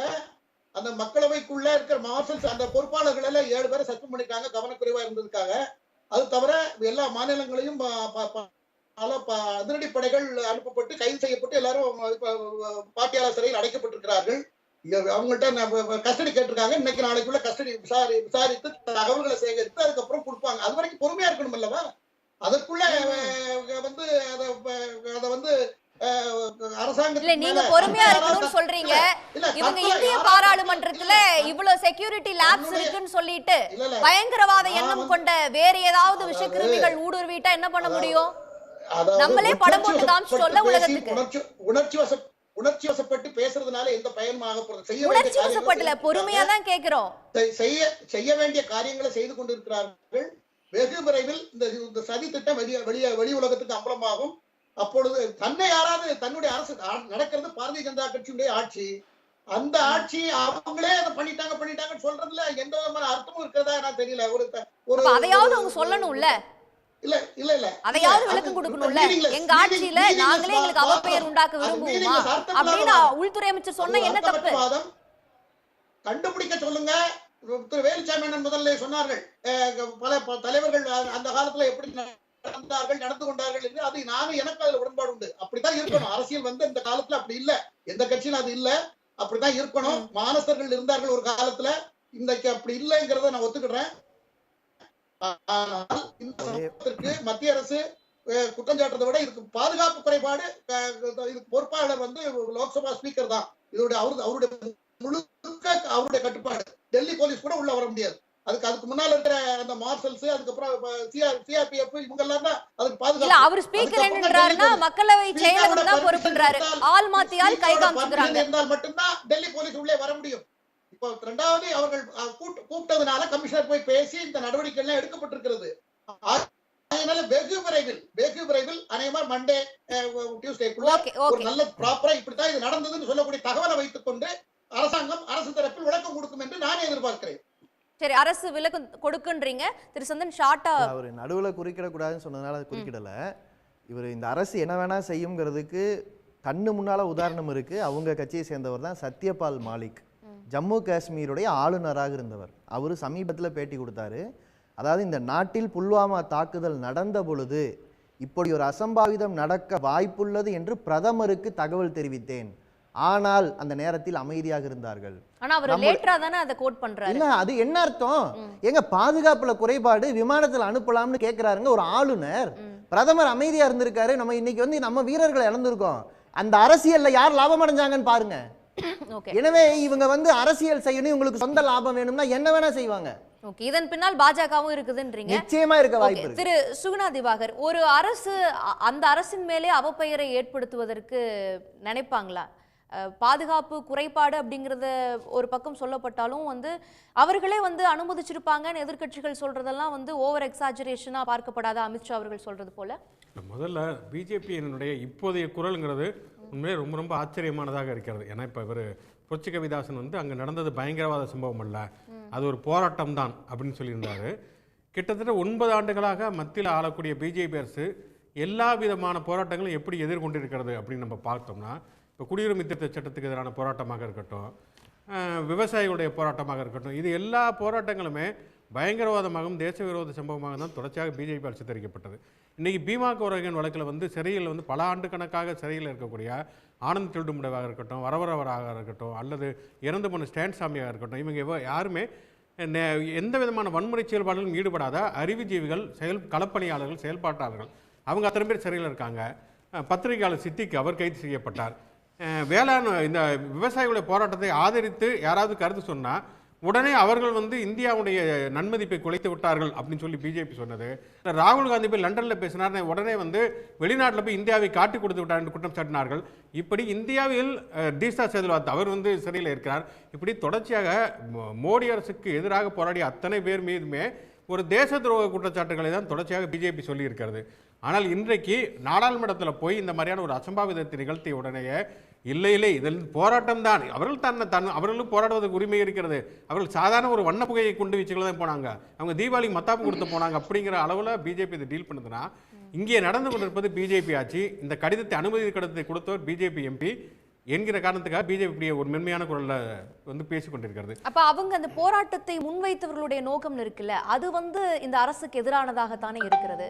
அதை பொதுவா பிஜேபி விரும்புமா? இல்ல, அதுதான் சொல்றேன். இப்ப என்னன்னா, ஒருவேளை இது நடந்தது காங்கிரஸ் ஆட்சி, அந்த கடிதம் கொடுத்த ஒரு காங்கிரஸ் எம்பி அல்லது ஒரு கம்யூனிஸ்ட் எம்பி, அந்த கைது செய்யப்பட்ட 6 பேர் கைது செய்யப்பட்டிருக்காங்களா, ஒரே ஒரு இஸ்லாமியர் என்று இருந்தால் கூட பிஜேபியோட டோன் என்ன மாதிரியானதாக இருக்கும், இன்னைக்கு பிஜேபியோட குரல் என்னவாக இருக்கிறது அப்படிங்கிறத இன்னைக்கு பார்க்க வேண்டியது.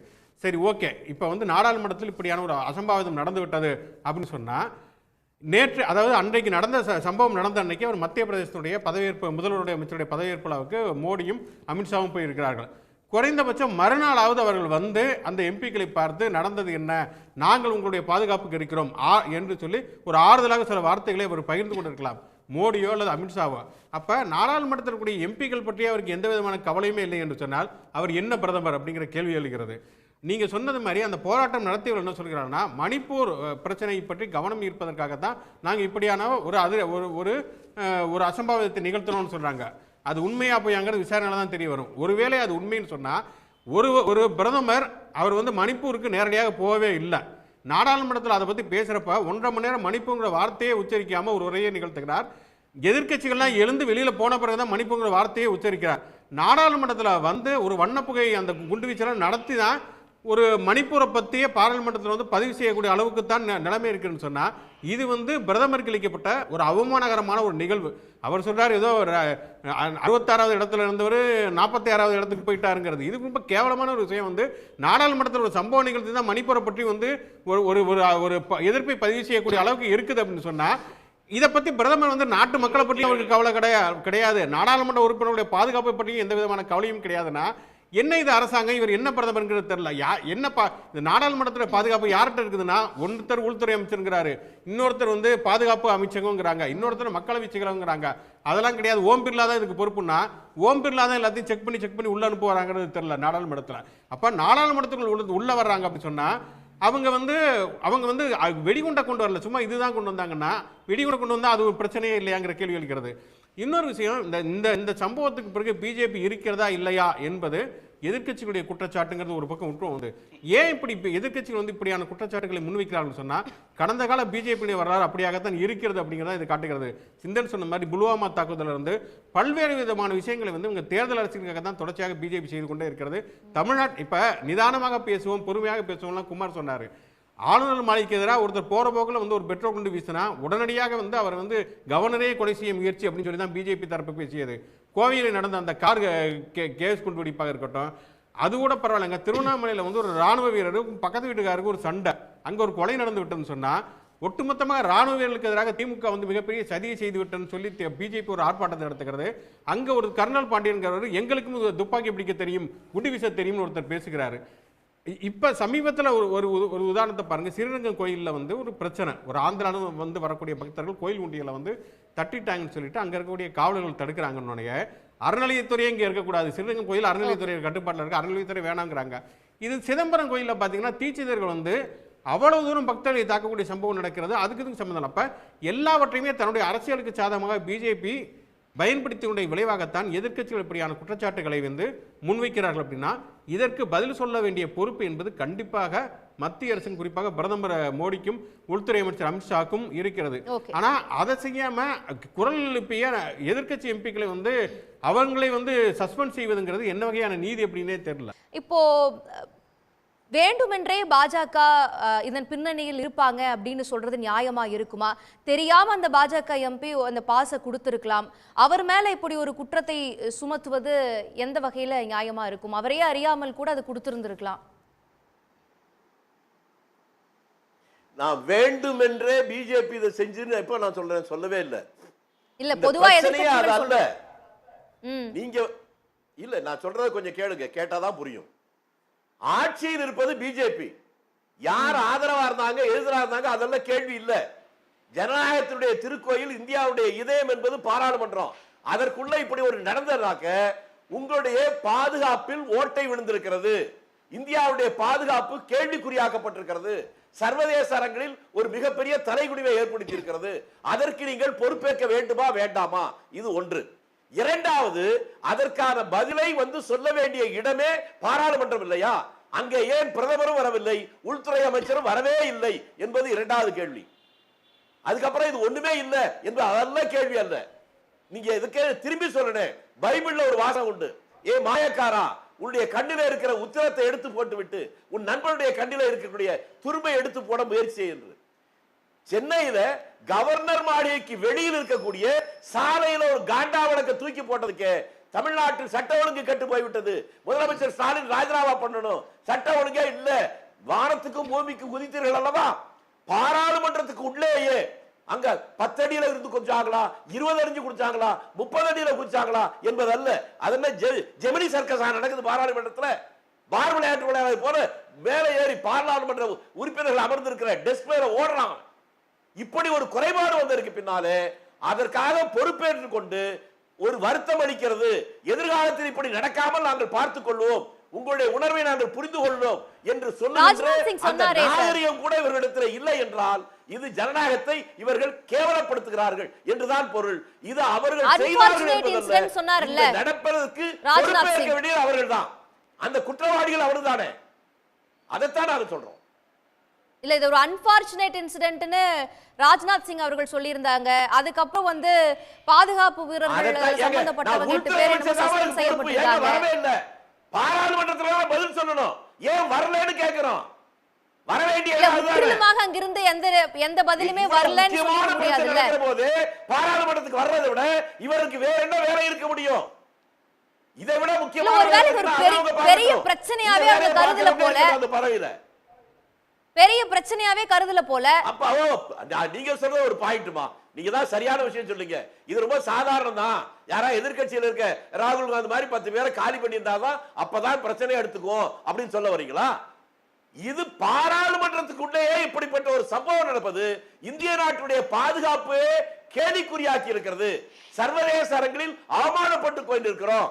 அதற்கு வருத்தப்படுவது எதிர்க்கட்சிகள் மட்டுமல்ல, ஆளுங்கட்சி மட்டுமல்ல, நாட்டில் இருக்கிற எல்லோருமே வருத்தப்படுறோம். அதற்கு மக்களிடத்திலே நம்பிக்கை உருவாக்க வேண்டிய வகையில பாராளுமன்றத்துக்குள்ள வந்து நீங்க சொல்லணும். அதை விட வெட்கக்கேடு. 14 பேரை நீங்க அந்த பாராளுமன்ற உறுப்பினர்களை இடைநீக்கம் செஞ்சிருக்கீங்க. அதுல ஒரு பார்லிமெண்ட்டுக்குள்ளே வராத ஒரு மெம்பர் இருக்காரு. இது ஒன்று போதாதா? உங்களுடைய தெரியாம பண்ணிட்டாங்க. ஆகவே நடந்தது ஒன்று, அதற்கு பின்னாலும் அதுக்கு பின்னால் நடக்கிற நடவடிக்கைகளும் எதுவும் சரியில்லை. இவர்கள் முதல் கோணல் முற்றிலும் கோணல் போல நடக்குது. இல்ல அது ஏதோ தெரியாம பண்ணிட்டாங்க. என்ன யாரு தெரியாம பண்ணிட்டாங்க? அவர் எஸ்ஆர் பார்த்திபன் அந்த லிஸ்ட்ல சேர்த்து நாங்க இடைநீக்கம் செய்யறதுன்னு சாதாரண விஷயமா? ஏன் பிரதம மந்திரி இடைநீக்கம் பண்ணிருக்கலாமே, அமித்ஷா இடைநீக்கம் பண்ணிருக்கலாமே, எதிர்கட்சியில யார வேண்டாம் இடைநீக்கம் பண்ணிருக்கீங்களா? இது என்ன ஜனநாயக நாடா இல்ல ஹிட்லர் அந்த நாட்டில் ஆடுறாங்களா? அதிகார குவியலை நோக்கி போய் கொண்டிருக்கிறது. எதேச்ச அதிகாரத்தை நோக்கி இந்த ஆட்சி நகர்ந்து கொண்டிருக்கிறது என்பதைத்தான் இது காட்டுகிறது. நாங்கள் எதையும் பேசுவோம், எதையும் செய்வோம், யாரும் கேட்க கூடாது. பாராளுமன்றம் விவாதிக்கிறாரே, வேற எதற்காக பாராளுமன்றம்? அந்த விவாதத்தை வைத்துக் கொள்ள வேண்டும் என்பதற்காக கேட்டாலே குற்றமா? அதற்கு நீங்க இப்படிதான் ரியாக்ட் பண்ணுவாங்கங்கிறது உங்களுக்கு தெரியாதா? நீங்க இத பலமுறை சொல்லிட்டு இருக்கீங்க. அவங்க எப்பவுமே எதிர்க்கட்சிகள் குரலை கேட்கறதே இல்ல, இப்படிதான் ரியாக்ட் பண்ணுவாங்க. என்ன அடுத்த இந்தியா கூட்டணி என்ன மாதிரியான நடவடிக்கைகள் எடுக்க போறாங்க, என்ன முன்னெடுப்புகள் எடுக்க போகுது? இல்ல முன்னெடுப்பு மக்கள் மத்தியில இதை சொல்றோம். தேர்தல் மூலமாகத்தான் மாற்றம் உருவாக்க முடியும். நாங்கள் என்ன நியாயத்தை சொன்னாலும் சில நேரங்களில் நியாயம் மக்களிடத்தில் உடனே எடுபடாது, காலம் கடந்து எதிர்படும். இது ஒன்றும் புதுசு இல்லையேமா. உலக வரலாற்றில் ஹிட்லரை தான் உச்சகட்டமான ஒரு சர்வாதிகாரி சொல்றது. அந்த ஹிட்லர் கூட மக்களிடம் வாக்குகளை பெற்று தான் ஆட்சிக்கு வந்தான். இரண்டாவது முறை அதிக வாக்குகளை பெற்று அதிக இடங்களை பெற்று ஆட்சிக்கு வந்தான். அவருடைய உண்மை முகம் மூன்றாவது முறை தேர்தல் வருகிற போதுதான் தெரிந்தது. இது வரலாற்று நடந்தது. நீங்க தேர்தல் அரசியல் பொறுப்பு இல்லை. இதுல தேர்தல் அரசியல் இருக்கு அப்படின்னா இப்ப நீங்க என்ன சொல்றீங்க, இது வந்து செக்யூரிட்டி லேப்ஸ்ன்றீங்க. நாளைக்கு பாஜக இதையே எடுத்துட்டு போய் அவங்க வச்ச முழக்கத்தை எல்லாம் பாத்தீங்களா, எங்க ஆட்சிக்கு எதிராக தான் முழக்க வச்சாங்க, இதுல முழுக்க இதன் பின்னணியில வந்து எதிர்க்கட்சிகள் தான் இருக்கிறாங்க அப்படின்னு சொன்னா அது எடுபடாதுன்னு நினைக்கிறீங்களா? இல்ல நான் என்ன சொல்றேன், முழக்க என்ன வச்சாங்கங்கறதே இல்ல, பாராளுமன்றமா சர்க்கஸ் கூடாரமா அது. எப்படி ஒருத்தர் நீங்க சொல்றது அவங்க அப்படி சொல்லுவாங்கல்ல, என்ன முழக்கம் ஏற்பட்டாங்க. அப்புறம் நீங்க செக்யூரிட்டி லேப்ஸ்ன்றீங்க, பாஜக நாளைக்கு இப்படி ஒரு தேர்தல் அரசியலை முன்னெடுத்து வச்சு அவங்க வாக்கு சேகரிச்சு மறுபடியும் ஆட்சிக்கு வந்தாலும் வருவாங்கன்றாங்க. வரட்டுன்ற வந்தா அது நாட்டுடைய தலையெழுத்து. ஜனநாயகத்துல தவறாக இருந்தாலும் ஏத்துக்கிட்டு தான் ஆகணும். மக்கள் தீர்ப்பா மகத்தானது. இதை மக்களிடத்தில் கொண்டு போய் சேர்ப்பதற்கு தான் நாம இதெல்லாம் பேசிக்கிட்டு இருக்கமே ஒழிய, மக்கள் தான் நாளை எஜமானர்கள். அவர்கள் இந்த உண்மையை புரிந்து கொண்டு இவர்களை ஒதுக்கி தள்ள வேண்டும் என்பதற்கு தான் அதை பேசிக்கிட்டு இருக்கோம். எதிர்காலத்தில் நடக்க கூடாது, நடப்பது நாட்டுக்கு அவமானம்.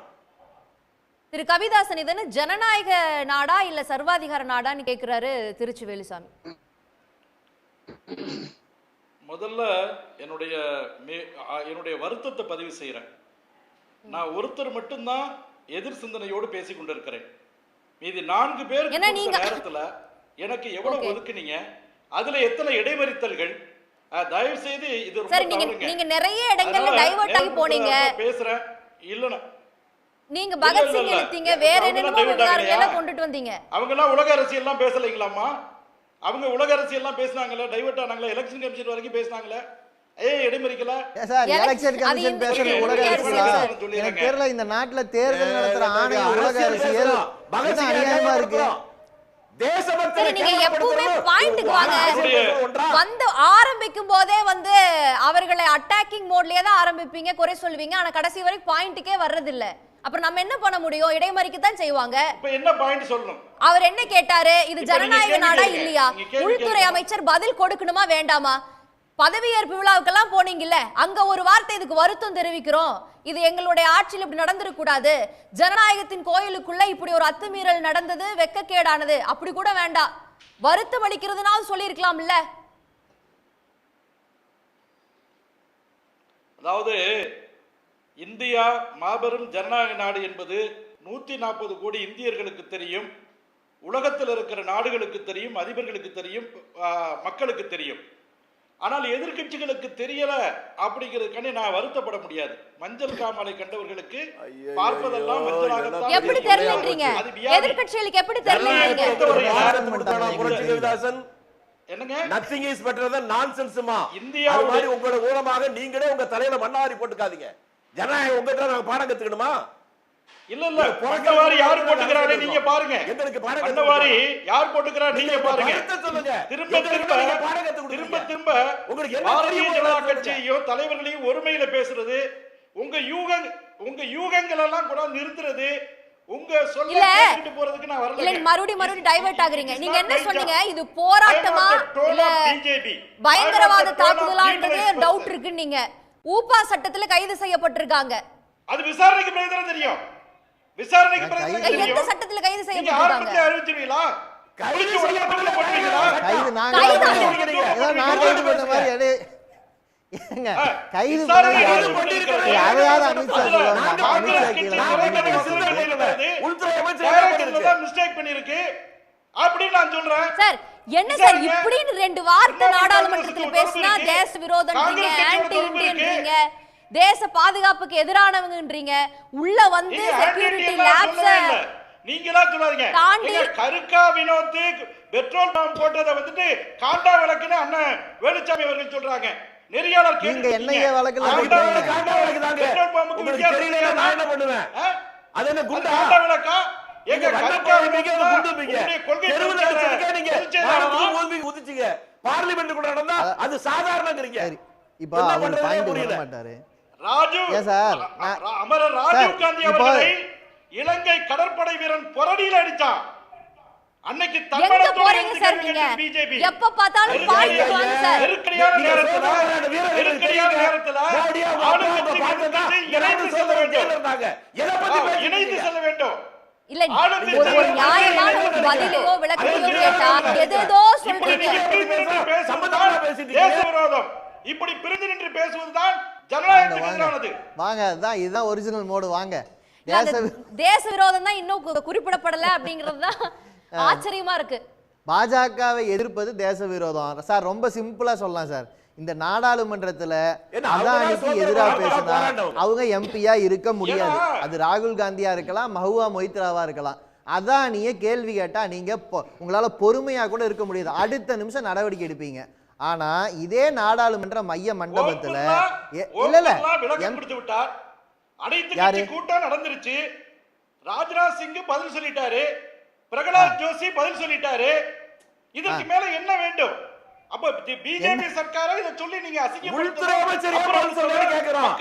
சம்பந்தப்பட்ட நபர் இன்னும் நாடாளுமன்றத்தில் தான் இருக்கிறார். அவர் பாஜகவின் எம்பி.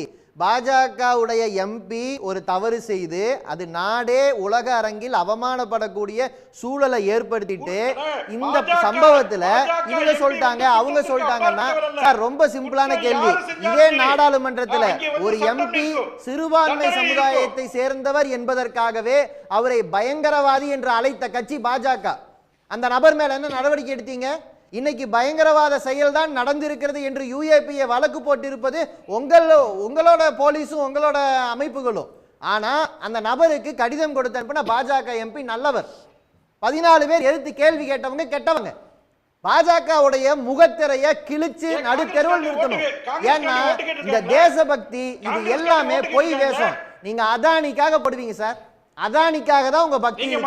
அதானிக்காக மட்டும்தான் ஊழல் முறைகேட்டை மறைப்பதற்காக நாடகம் ஆடுறீங்க. நாங்கள் சர்வாதிகாரிகளா ஜனநாயகவாதிகளா என்பதை ஊழல்வாதிகள் சார், பச்சையான ஊழல்வாதிகள். நாட்டை விக்கிறீங்க. இத கேள்வி கேட்கறதுக்கு நாடாளுமன்றத்துல கூட முடியல. நாடாளுமன்றத்தை ஜோக்கர் கூடமா மாத்துறீங்க. என்ன வேணா நடத்துறாங்க. என்ன பாப்போம்? நாடாளுமன்றத்துல 300 பேர் வேலைக்கு இருந்திருக்கணும். ஆனா அவ்வளவு பேரை வேலைக்கு எடுக்கலன்னு வலதுசாரி தான் பேசினாரு. நாங்கெல்லாம் பேசல. வலதுசாரி ஒருத்தர் பேசுறாரு, ஆளை வேலைக்கு எடுக்கல. இத்தனை நாள்ல ஒரு கட்டணம் கட்டுறது செலவு பண்றீங்க. சாதாரண இளைஞர்களை வேலைக்கு எடுத்துக்கலாம், எடுக்கல. சவுண்டா பேசுறதுனால போய் வெற்றி பெறுவோம் அப்படின்னு அர்த்தம் இல்ல. சத்தியமே ஜெயது. பாப்போம். அது உங்க பிரதமர்கிட்ட போய் சொல்லுங்க. சவுண்டா பேசுறா உண்மை இல்லைன்னு அவர்கிட்ட போய் சொல்லுங்க. இல்ல அவர் பேசினா தானே சொல்லுவீங்க. சொல்ல வேண்டியவங்கள்ட்ட கரெக்டா சொல்லிருக்கோம். சத்தியமே ஜெயதுங்க. நீங்க மக்கள்கிட்ட போங்க, உண்மை வெல்லட்டும். அது நீங்க சொன்னீங்க. இப்பதான் என்னங்கறத பாப்போம். திரு சத்தியமே ஜெயதுன்னு சொன்னது யாரு? அதாவது நம்ம இதுல 2-3 பாயிண்ட் பேசணும்னு நினைக்கிறேன். ஏன்னா நீங்க கடந்த ஆண்டுக்கு நான் சிம்பிளா சொல்லிடுறேன். இதுலயும் தலையிடாம பாத்துக்கங்க. அதாவது பஞ்சாப்ல பிரதமர் போனாரு, பொதுக்கூட்டத்துக்காக போனாரு. போகும்போது அவருக்கு திருப்பி அனுப்பப்பட்ட விஷயம் நீங்க எடுத்துக்கங்க, பாயிண்ட் எடுத்துக்கங்க. மைசூர்ல ராஜ்பவனுக்கு முன்னால பெட்ரோல் கொண்டு பேசுனதையும் நீங்க கவனத்தில் எடுத்துக்கோங்க. அதே போல கேரளா கவர்னருக்கு எதிரான பெட்ரோல் குண்டு வீச்சு நடந்திருக்கிறது. நம்மளுடைய ராஜ்பவன் தமிழ்நாட்டில் ஆர்.என். ரவியுடைய அலுவலகத்துக்கு வெளியே ரோட்லயும் அதே சம்பவம் நடக்கிறது. இப்படி ஹிண்டன்பர்க் அறிக்கை ஏன் வந்தது? பிபிசி 20 வருஷத்துக்கு முன்னால உள்ளதை எடுத்து போட்டாங்க.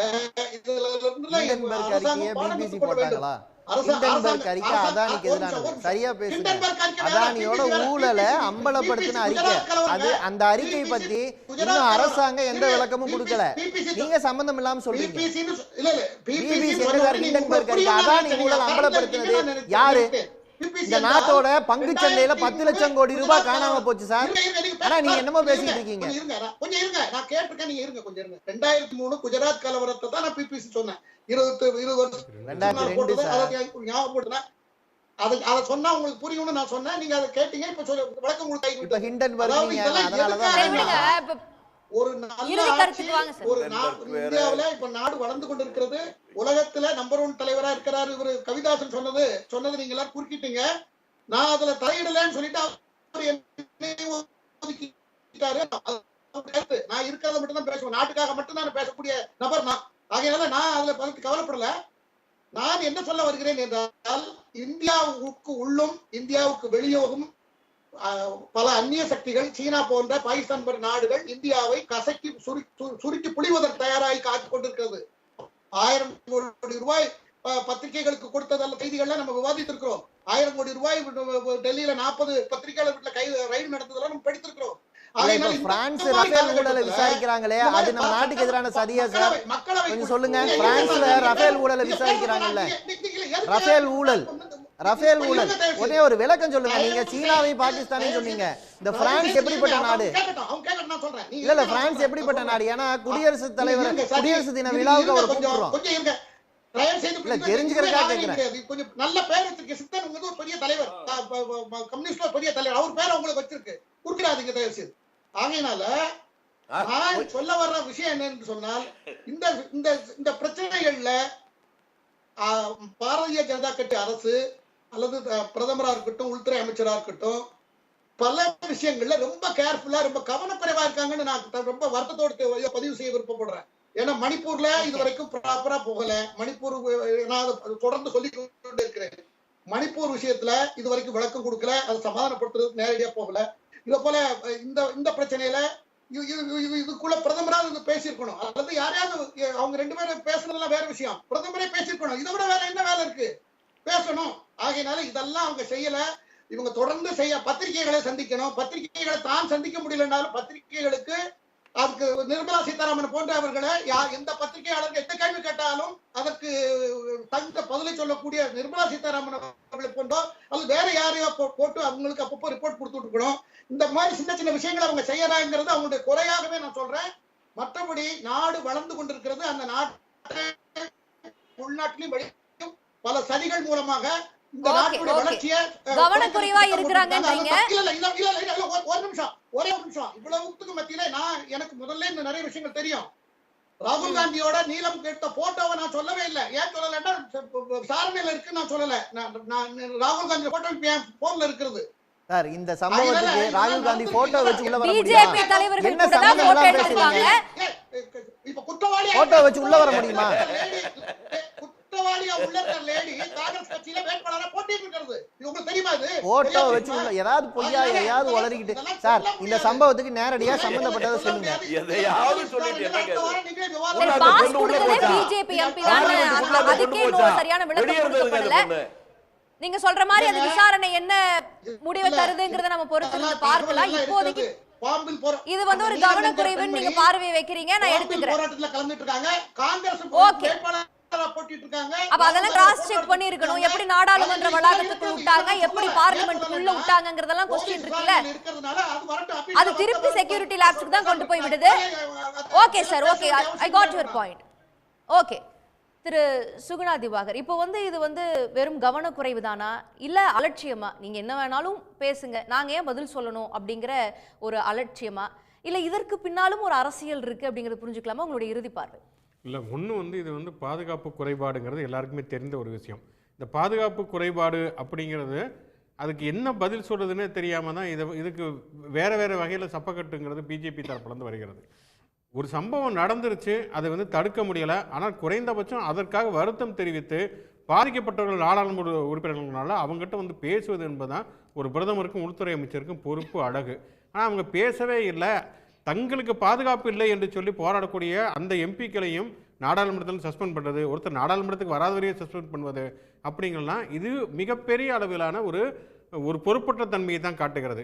இன்னொரு பக்கம் பார்த்தோம்னு சொன்னால், சரி இவங்க வந்து பயங்கரவாதிகளை போராட்டம் தான் பண்ணுறாங்கன்னா அவங்களுமே யாருக்கு எதிராக போராடினா தான்? இப்போ ராகுல் காந்தி அவங்க ஃபோட்டோ எடுத்துருக்காருன்னா அவங்க ஃபோட்டோ எடுத்துருக்கலாம்.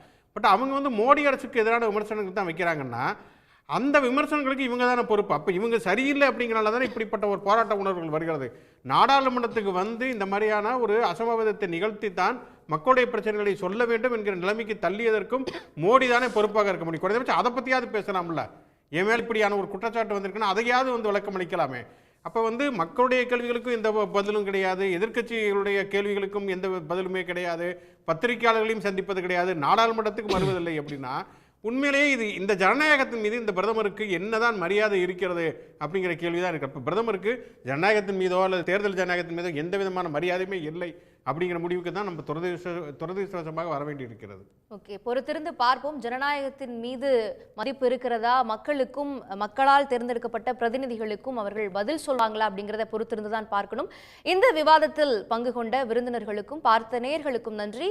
கேள்விக்களம் நிறைவுக்கு வருகிறது. மீண்டும் சந்திப்போம். உடனுக்குடன் செய்திகளை தெரிந்து கொள்ள சன் நியூஸ் பெல் ஐகானை கிளிக் பண்ணுங்க.